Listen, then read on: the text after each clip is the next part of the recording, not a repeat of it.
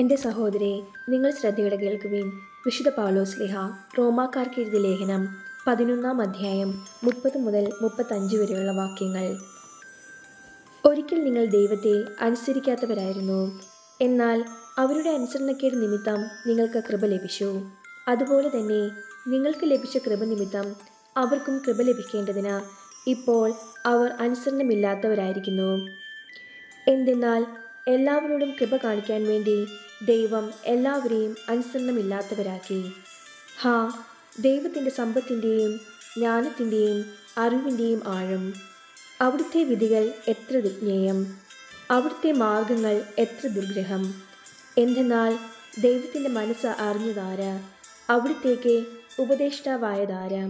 തിരിച്ചു കിട്ടാനായി അവിടുത്തേക്ക് ദാനം കൊടുത്തവനാര്? നമ്മുടെ കർത്താവായ മിശിഹായ്ക്ക് സ്തുതി. എൻ്റെ സഹോദരി, നിങ്ങൾ ശ്രദ്ധയോടെ കേൾക്കുവിൻ. വിശുദ്ധ മത്തായി അറിയിച്ച സുവിശേഷം 12-ാം അധ്യായം 33 മുതൽ 37 വരെയുള്ള വാക്യങ്ങൾ.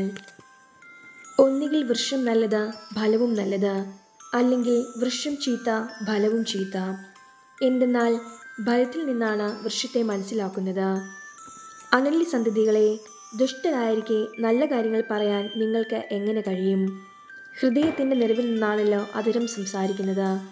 നല്ല മനുഷ്യൻ നന്മയുടെ ഭണ്ഡാരത്തിൽ നിന്ന് നന്മ പുറപ്പെടുവിക്കുന്നു, ദുഷ്ടനാകട്ടെ തിന്മയുടെ ഭണ്ഡാരത്തിൽ നിന്ന് തിന്മ പുറപ്പെടുവിക്കുന്നു. ഞാൻ നിങ്ങളോട് പറയുന്നു, മനുഷ്യർ പറയുന്ന ഓരോ വ്യർത്ഥ വാക്കിനും വിധി ദിവസത്തിൽ കണക്ക് കൊടുക്കേണ്ടി വരും. നിന്റെ വാക്കുകളാൽ നീ നീതീകരിക്കപ്പെടും, നിന്റെ വാക്കുകളാൽ നീ കുറ്റം വിധിക്കപ്പെടുകയും ചെയ്യും. നമ്മുടെ കർത്താവായ മിശിഹായ്ക്ക് സ്തുതി.